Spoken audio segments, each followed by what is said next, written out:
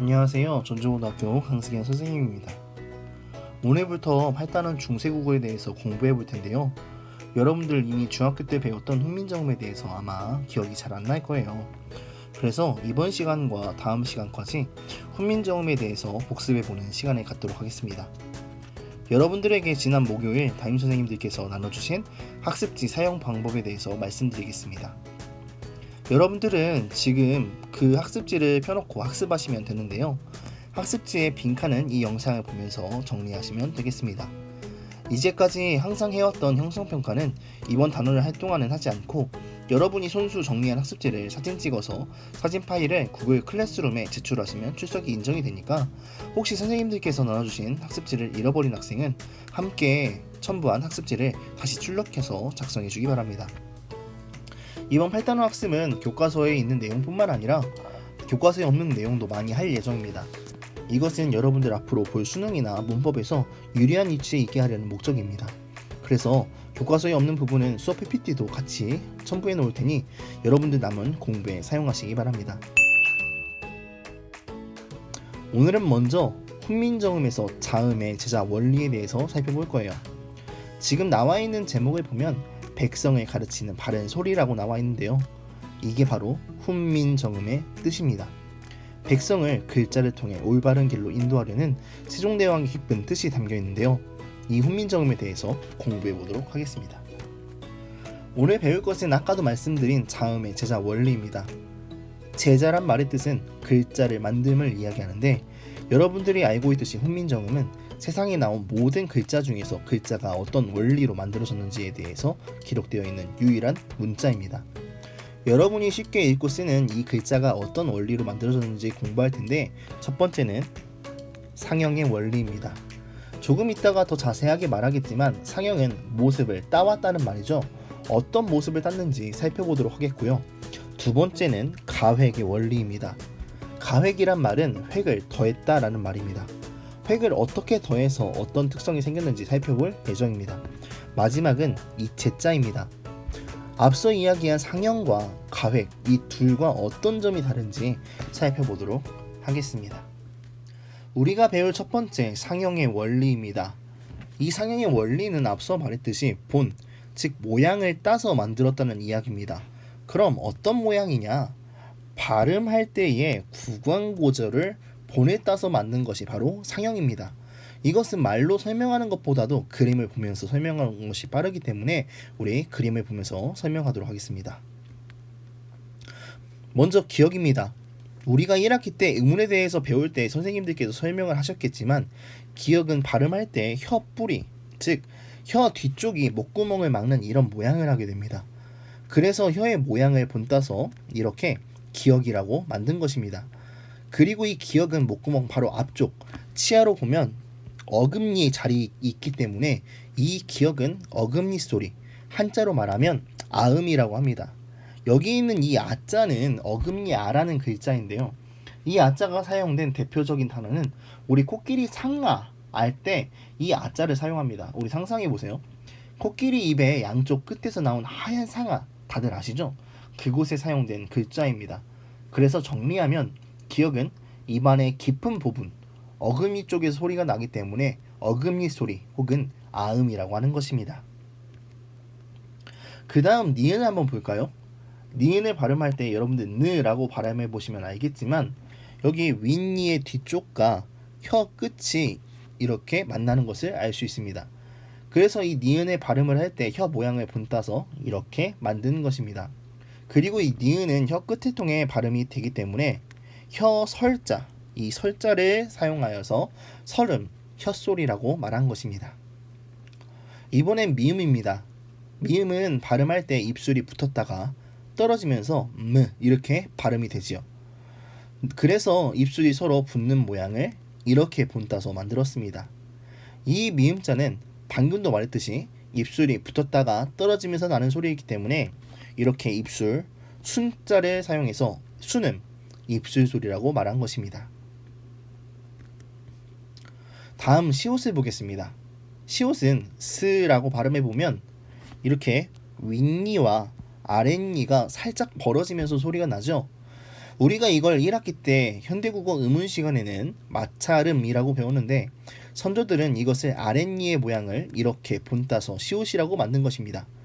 마찬가지로 이 시옷도 윗니와 아랫니 사이에서 소리가 나기 때문에 우리가 치과갈 때 이에 사용하는 여기 치자를 사용해서 치음이라고 하고 우리말로 이소리라고 말하는 것입니다.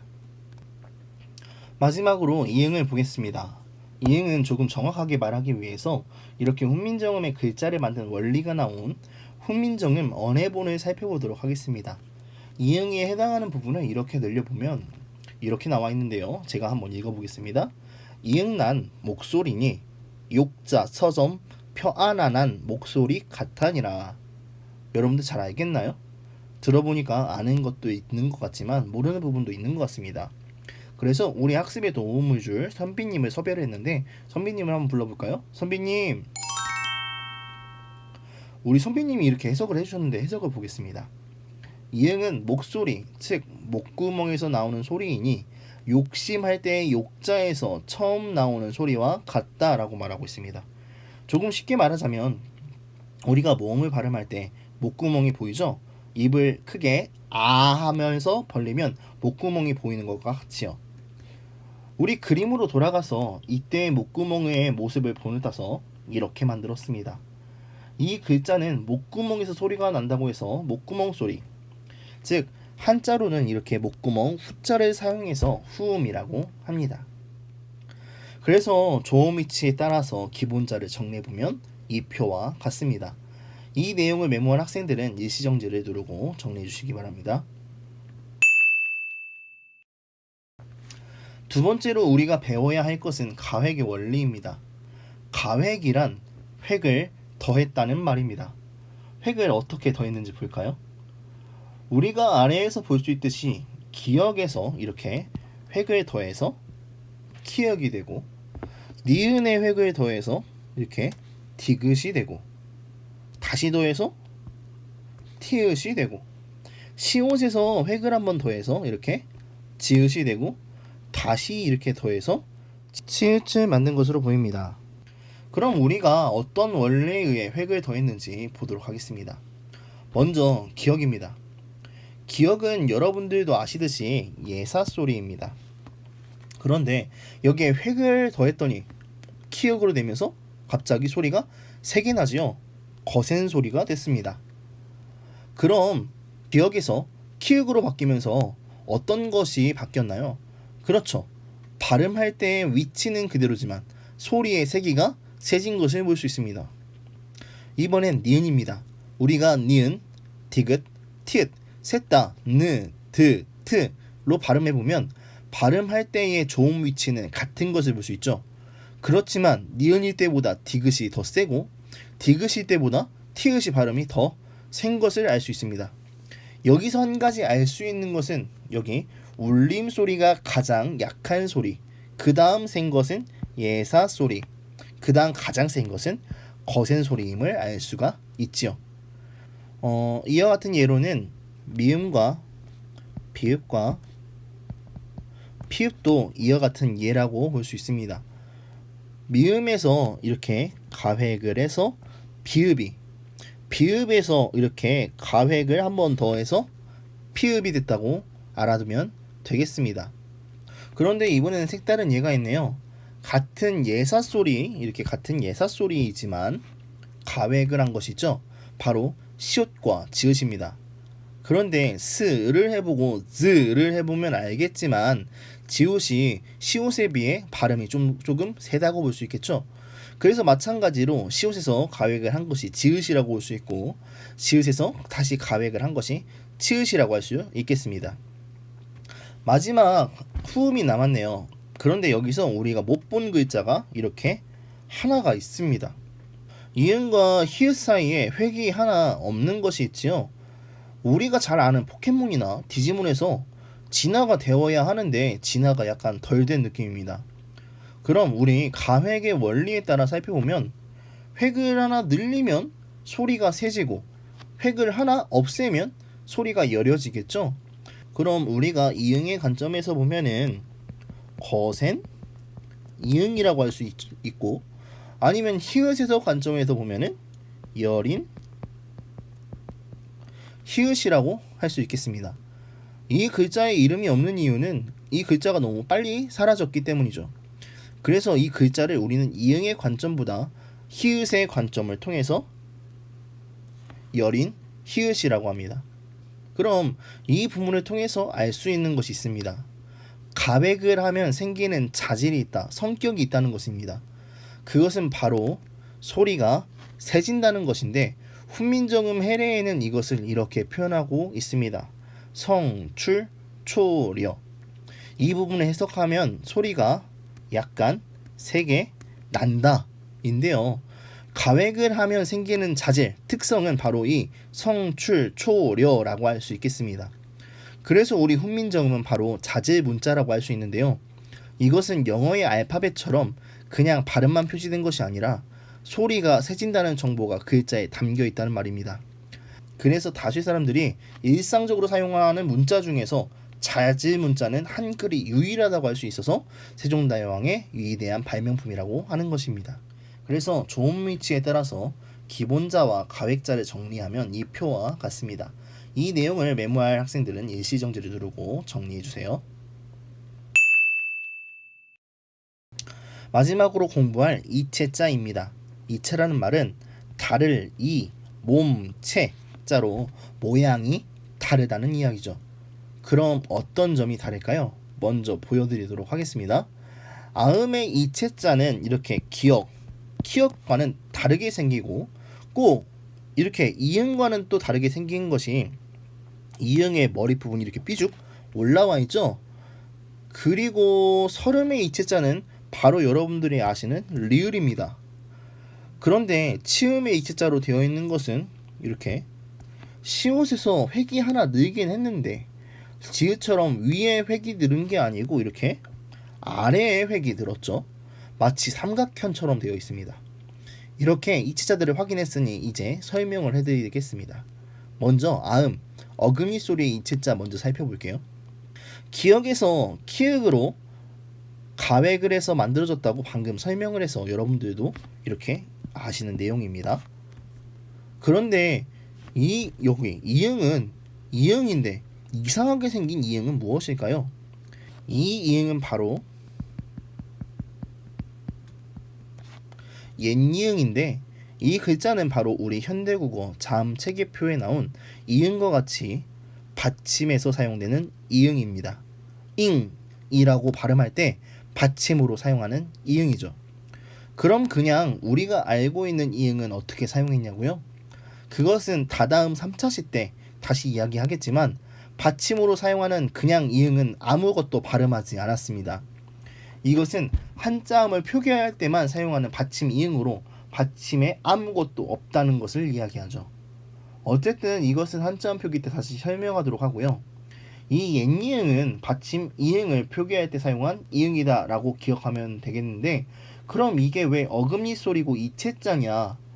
우리 현대국어 자음 체계표에서도 알 수 있듯이 이응은 연국의 음이죠. 응이라고 발음할 때 알 수 있듯이 입안 깊은 곳에서 발음되는 것을 알 수 있습니다. 그래서 이 옛이응을 어금니 소리, 아음으로 설정한 것을 볼 수 있습니다. 우리는 여기에서 볼 수 있는 것은 이체자, 즉 표면적으로 모양이 다르다. 기역에서 키읔은 모양이 가획된 것을 볼 수 있지만 기역에서 옛이응은 완전 다르죠. 그래서 표면적으로 모양이 다른 것을 이체자라고 한다는 것을 알 수 있습니다. 자, 이제 리을과 이 삼각형처럼 생긴 글자를 살펴볼까요? 먼저 리을의 발음은 혀에서 나옵니다. 르라고 발음해보면 알겠지만 현대국어에서는 혀를 튕겨서 이렇게 탄설음이라고 하거나 달이라고 발음해보면 혀가 웅크린 상태에서 옆으로 소리가 나오는 혈측미라고 하니까 오히려 현대의 관점에서 리을은 니음보다 더 진정한 설음이라고 할 수 있습니다. 그리고 리을은 여기 이렇게 니은이 있다고 하면은 이렇게 가획이 분명히 된 것으로 볼 수 있습니다. 니은에서 이렇게 하나, 둘, 세 번만 가획하면은 리을이 나오니까요. 아니면은 오히려 디귿에서 이렇게 두 번 가획했다고 볼 수도 있겠네요. 그런데 우리가 봐야 할 점이 있습니다. 가획을 하면 소리가 어떻게 된다고 했죠? 그렇습니다. 소리가 세진다고 했는데 소리가 세졌나요? 느, 르. 발음해보면 알듯이 오히려 소리가 세졌다기보다 약해진 것으로 나타납니다. 원래 현대의 관점에서도 보면 유음은 비음보다 소리가 더 약하거든요. 그리고 오른쪽에 치음의 이체자를 보겠습니다. 이 삼각형처럼 생긴 글자는 반치음이라고 하는데 소리값은 영어의 G, Z와 대응합니다. 이걸 발음해보면 시옷에서 가액한 지읒보다 오히려 소리가 더 여린 것을 볼 수 있죠. 스, 즈, 즈. 그쵸? 그럼 설음과 치음, 즉 리을과 반치음 사이에서 이체자에 대해서 정리해보면 획을 더했는데 오히려 소리가 약해진 것을 볼 수 있습니다. 따라서 가획의 의미가 다르다는 것을 알 수 있죠. 정리하면 이체자는 첫 번째 기역과 옛니응에서 볼 수 있는 예였죠. 표면적으로 모양 자체가 다르다. 두 번째 리을과 반치음에서 볼 수 있는 예였습니다. 가획의 의미가 달라졌다라고 정리할 수 있겠습니다. 그래서 조음이치에 따라서 훈민정음 초성을 정리하면 이 표와 같은데요. 이것을 조금 더 세분화하면 이렇게 됩니다. 이 내용은 학습지 맨 아래에 있는 내용이고요. 메모할 학생들은 일시정지를 누르고 정리해주세요. 우리가 이렇게 자음의 창제의 원리인 상형, 가획, 이체에 대해서 살펴보았습니다.